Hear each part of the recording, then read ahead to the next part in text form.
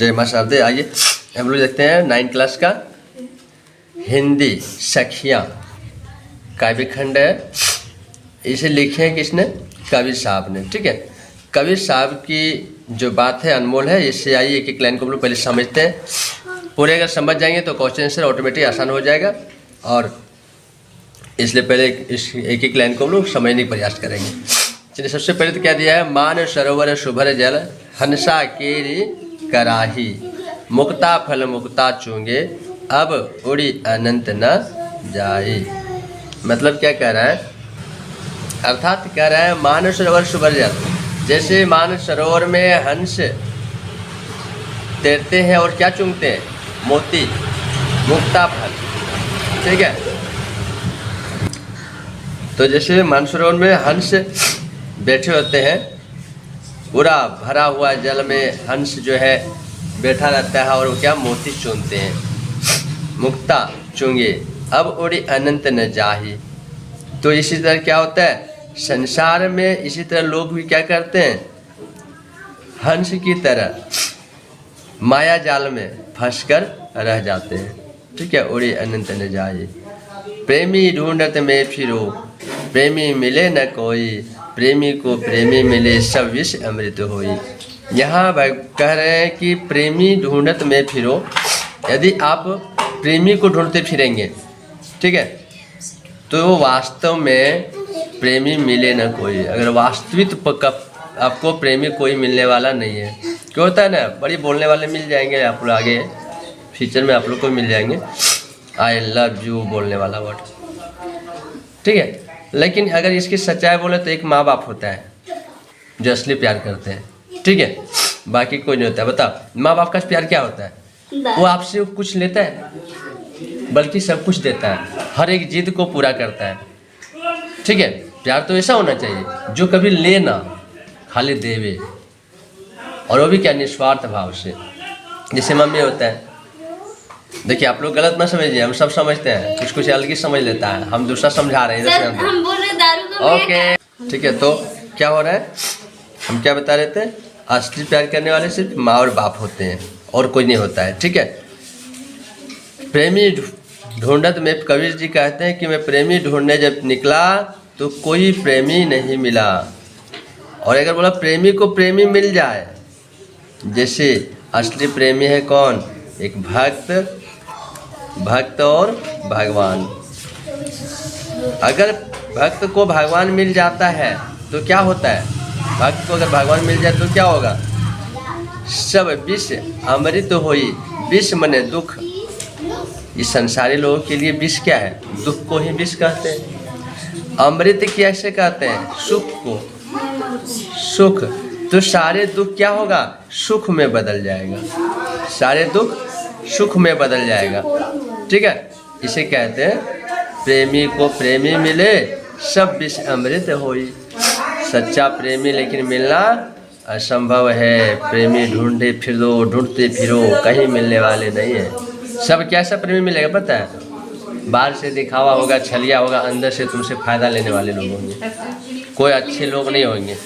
ठीक है, only for अगर कोई किसी को चाह रहा है, जा रहा है, आ रहा है, तो सोच लो तुमसे उसको लालसा है, तुमसे उसको लोभ है, तुमसे उसको लेना है। कुछ देने की बात आई ना तो साइड मार देता है, भाग जाएगा। ठीक है, आगे देखिए क्या है। हस्ती चढ़िए ज्ञान को सहज दुलीचा डारी, स्वान रूप संसार है भूखन दे झक मारी। बताते हैं हस्ती मैंने मान लो हस्ती चढ़िए, बोला हाथी चढ़ना चाहिए। कैसा हाथी?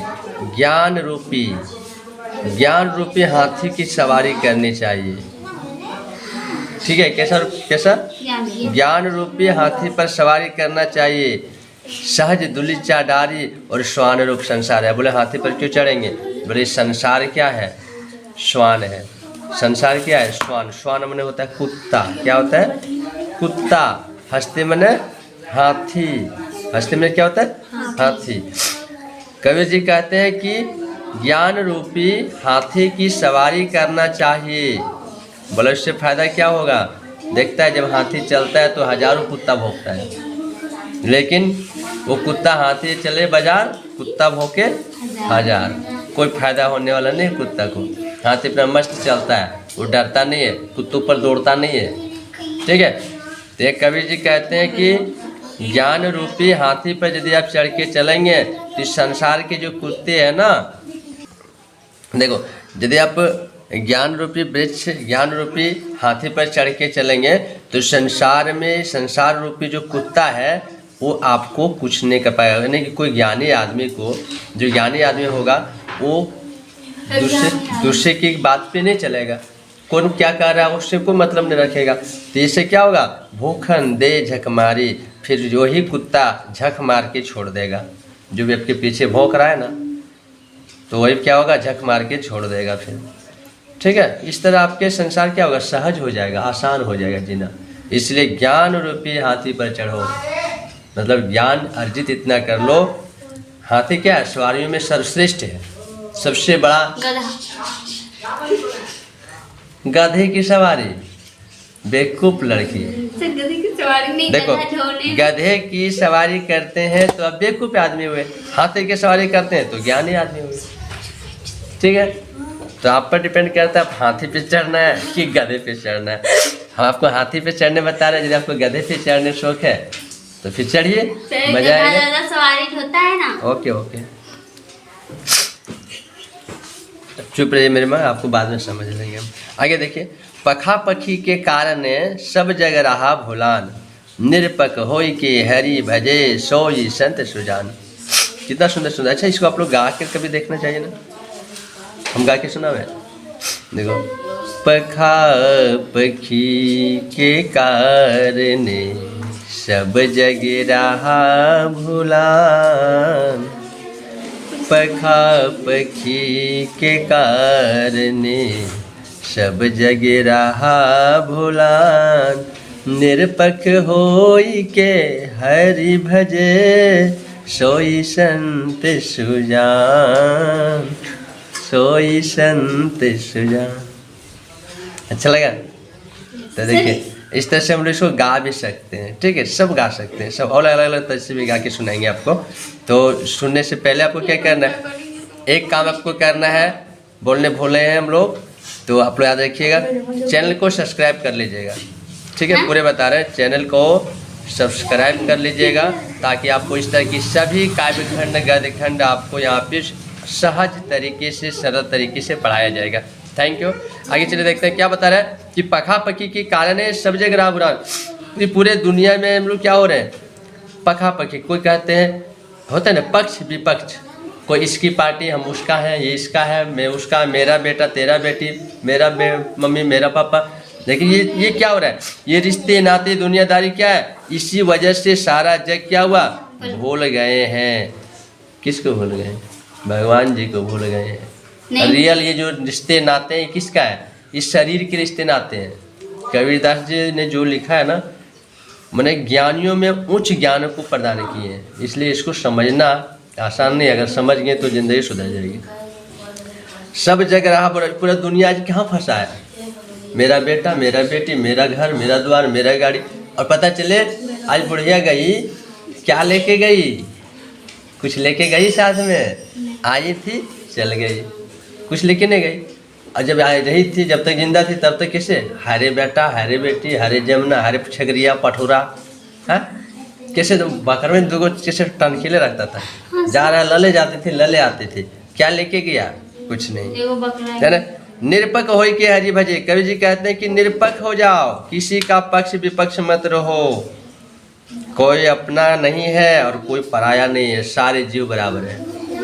इसे निरपक होकर हरि को भजो, हरि को भजिए, सोई संत सुजान। असली संत वही है जो निरपक होकर हरि का भजन करता है, जो अपना पराया मान समान पक्ष विपक्ष को नहीं देखकर जग में भुलाता है, संसार में नहीं खोता है, उसे कहते हैं सच्चा संत। सच्चे संत की बड़ी सुंदर व्याख्या दी है ना। आगे देखिए, हिंदू मुवा राम कही, मुसलमान खुदाई, कहे कबीर सो जीवता, जो देहों के निकट न जाए। इसको अलग तर्जुमे गा के सुना मैं, अलग तर्जुमे गा के सुनाते हैं।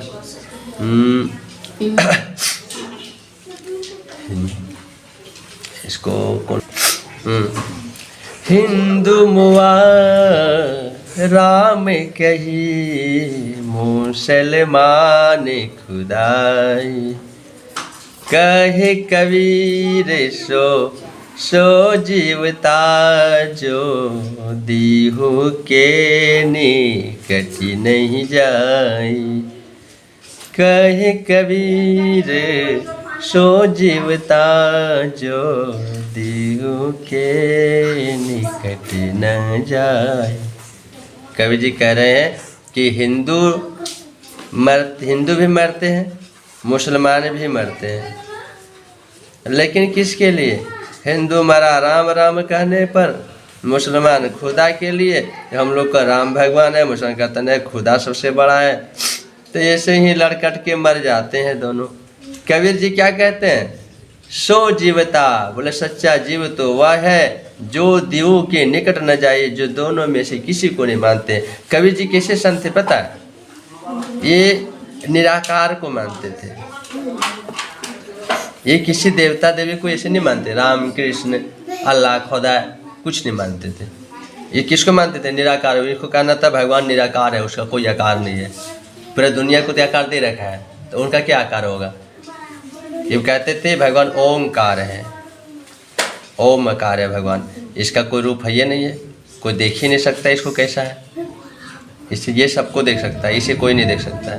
ये निराकार है, हर जगह समाया हुआ है, लेकिन साक्षात नहीं मानते थे। कबीर जी नहीं कहते थे राम भगवान है, नहीं भगवान वो नहीं है। अल्लाह भगवान बोले नहीं वो भी नहीं है। जो कौन है? बोले ओमकार, जो निराकार है। ठीक है, तो इस तरह मानते थे। आगे देखिए, काबा फिरी काशी भया राम ही भया रही, मोट चुन मैदा भया बैठी कबीरा जिम। कितनी सुंदर बात है, इसको ध्यान दीजिए। ठीक है, बोल रहे काबा ही फिर कर काशी बन गया। ठीक है, काबा फिरी काशी भया, बोले काशी काबा बन है, काबा ही काशी है। राम ही तो रहीम है, बोलते राम ही तो रहीम बना है, काबा ही तो काशी बना है, इसमें कुछ थोड़ी अंतर है। अब बोले कैसे कैसे कर सकते हैं? दोनों एक है, इतना फर्क है। हिंदू लोग कहते हैं राम राम, मुसलमान कहते हैं रहीम है। हम लोग बोलते हैं, हम लोग हज, ये सब मुसलमान लोग हज करने जाता है कहाँ? काबा जाता है हज करने। हम लोग तीर्थ करने कहाँ जाते हैं? काशी जाते हैं ना। और कबीर जी कहते हैं ये दोनों कुछ नहीं, दोनों एक ही है। बोला राम ही रहीम है, काबा ही काशी है, कोई अंतर नहीं है। बोले कैसे? बोला मोट चुन मैदा भया, जैसे मटर को पीस देने से मैदा बन जाता है। बैठी कबीरा जिम, कबीर जी कह रहे हैं जैसे मटर को अगर पीस दें तो मैदा बन गया, तो आखिर है तो मटर ही ना, तो वह पिसा हुआ ये बन गया, और ना पीसो तो वो बन गया। तने राम ही रहीम है, काशी ही काबा है, सबका अल्लाह खुदा भगवान सब एक ही है, कोई अंतर नहीं है, सबका मालिक एक है। कबीर जी कह रहे हैं। ठीक है, एक ये बहुत इम्पोर्टेंट है, इसको समझ लीजिए। क्या दिया है? बता रहा है कि ऊंचे कुल की जन्मी आज करनी ऊंच न होई, सुबरन कलश सुरा भरा साधु निंदा सोई। बता रहे हैं कितनी सुंदर बात है। क्या बता रहे हैं? कि ऊंचे कुल में जन्म ले लेने से क्या होता है? चौबे घर जाके जन्म ले लिया, दुबे बन गया, पंडित जी बन गया, जन्म तो ले लिया ऊंचा कुल में, लेकिन क्या जो करनी ऊंच न सो हो, यदि आपका करनी कर्म अच्छा नहीं है, करनी मने कर्म, यदि कर्म अच्छा नहीं है तो ऊंचे कुल में जन्म लेने से कोई फायदा नहीं हो रहा है। जैसे बोले कैसे?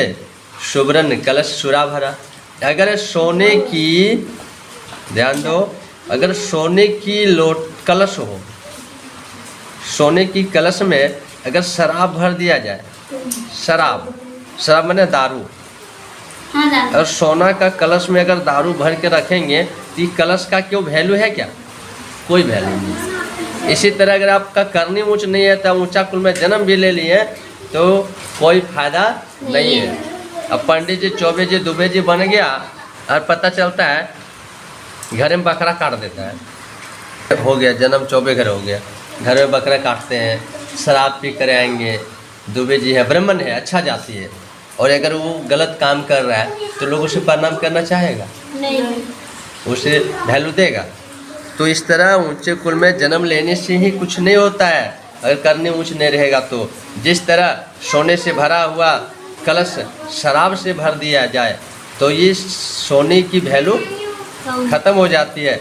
उसी तरह अगर ऊंचे कुल में जन्म लेकर अच्छा कर्म नहीं करता है तो इसके साधु लोग उसका क्या करते हैं, निंदा करते हैं, बेकार है।